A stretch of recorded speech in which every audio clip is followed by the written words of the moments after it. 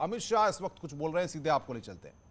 550 से ज्यादा राजे रजवाड़ों को अलग कर कर देश को खंड खंड करने की एक योजना थी, उसको विफल करते हुए सरदार वल्लभ भाई ने आज एक अखंड भारत बनाने का जो संकल्प लिया था, आज उनका जन्मदिन है। और आजादी का अमृत महोत्सव, आजादी के 75 साल जब समाप्त हो रहे हैं,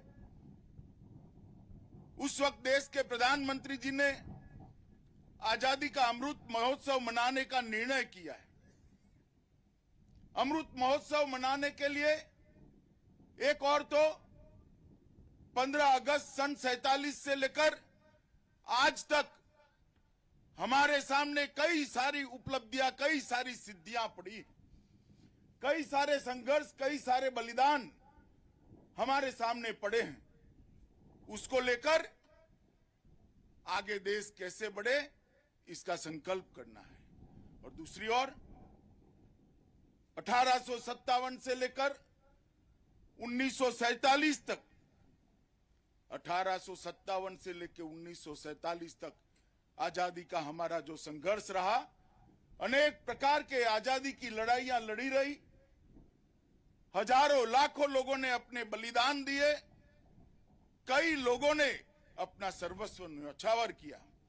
ऐसे जाने अनजाने सभी स्वतंत्र सेनानियों को श्रद्धांजलि भी देनी है, उनको याद भी करना है और उनके बलिदानी जज्बे से प्रेरणा लेकर बच्चों और युवा पीढ़ी को आगे देश के निर्माण में लगाना भी है। इसलिए आज इस राष्ट्रीय एकता दिवस का एक अनूठा महत्व है। मित्रों, आज सरदार पटेल की जन्म जयंती है। मैं पूरे देश में करोड़ों देशवासी जो कार्यक्रम देख रहे हैं, इस सब को बताना चाहता हूं, सदियों में कभी कोई एक ही सरदार बन पाता है, और जब सदियों में कभी कोई एक सरदार बन पाता है, वो एक सरदार सदियों तक अलग जगाता है।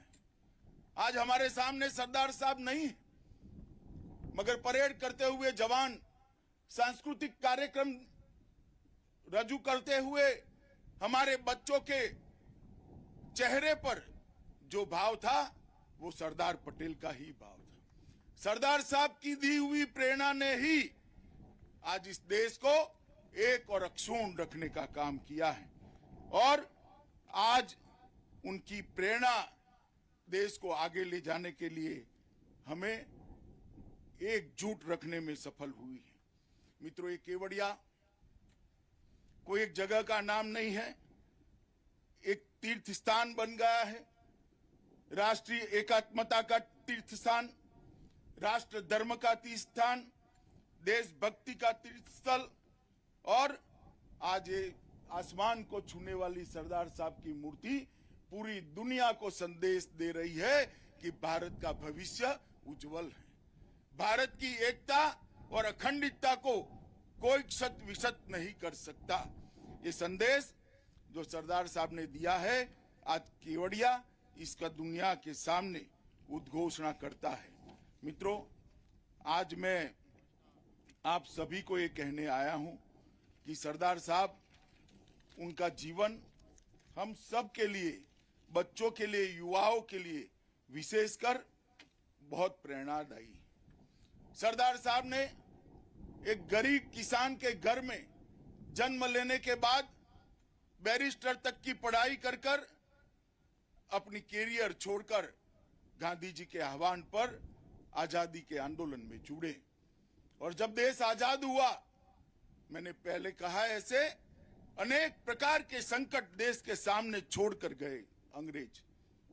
एक और विभाजन का संकट था, एक और नई शासन प्रणाली को बनाने का सवाल था, एक और नया संविधान बनना था, और सबसे बड़ा संकट था 500 से ज्यादा रियासतों का भारत संघ में समावेश करना।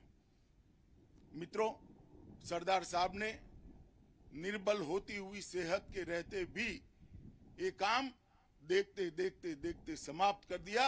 और जो लोग सोचते थे आजाद भारत खंड खंड बिखर जाएगा, उनके सारे इरादों पर पानी फेरते हुए एक अखंड भारत का निर्माण हमारे सरदार पटेल ने किया था।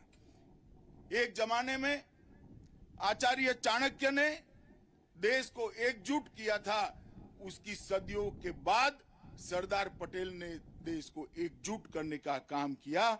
और इसी का प्रतिफल है कि आज देश गर्व के साथ विश्व के अंदर अपना स्थान मजबूत कर रहा है।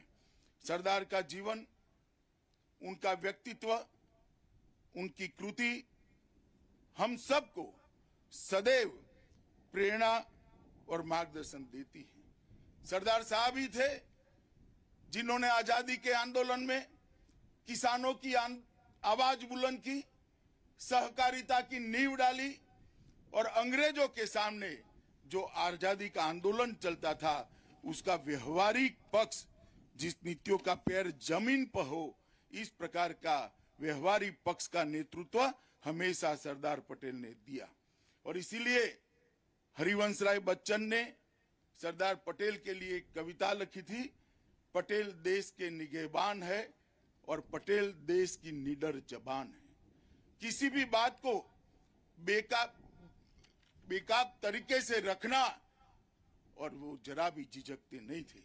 और इसलिए आज जब भारत माता का एक अखंड स्वरूप देख रहे हैं, वो केवल और केवल सरदार साहब के कर्म का ही नतीजा है, उनके दृष्टि का ही नतीजा है।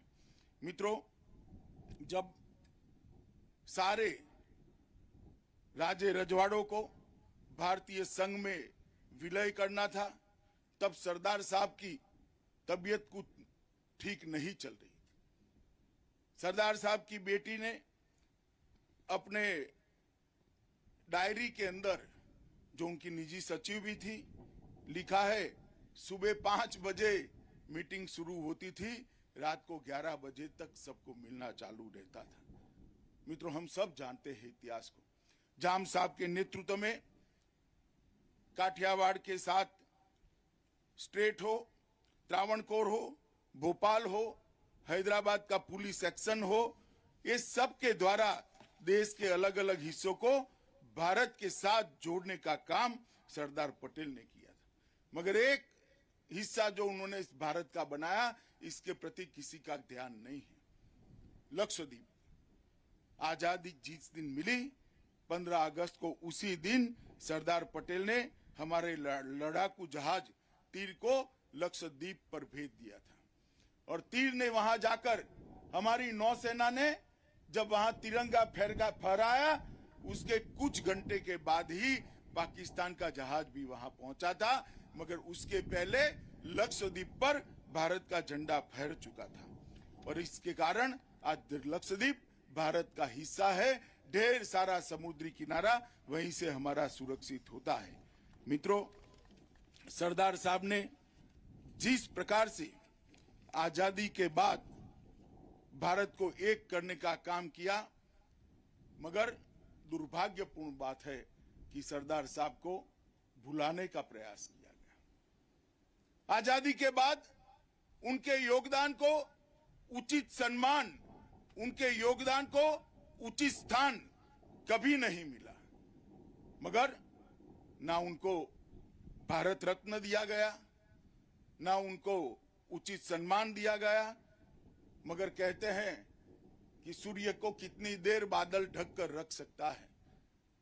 परिस्थितियां बदली, देश बदला, आज सरदार साहब को भारत रत्न भी मिला है और विश्व की सबसे ऊंची प्रतिमा सरदार साहब की हम सब की नजर के सामने है। स्टैच्यू ऑफ यूनिटी पूरी दुनिया को संदेश है कि भारत की एकता को कोई तोड़ नहीं सकता, भारत की अखंडता को कोई विकसित कर नहीं सकता, और भारत के सार्वभौमत्व को भी इसके साथ कोई छेड़खानी नहीं कर सकता। इसका प्रतीक स्टैच्यू ऑफ यूनिटी है। इसकी ऊंचाई 182 मीटर है और स्टैच्यू ऑफ लिबर्टी से इस प्रतिमा की ऊंचाई लगभग 2 गुनी है। स्टैच्यू ऑफ यूनिटी का जब निर्धार अभी के हमारे प्रधानमंत्री और उस वक्त के गुजरात राज्य के मुख्यमंत्री नरेंद्र भाई ने किया था, तब उन्होंने कहा था कि स्टैच्यू ऑफ यूनिटी का निर्माण सरदार साहब के काम करने के तरीकों के अनुरूप होना चाहिए। पूरा जीवन उन्होंने किसानों की आवाज बुलंद करने के लिए लगाया। अंग्रेजों के खिलाफ कई सारे किसानों के अधिकार के सत्याग्रह के आंदोलन किए। बारडोली सत्याग्रह के कारण ही उनको सरदार का उपमा मिला था। देश भर के किसानों के कृषि में उपयोग हुए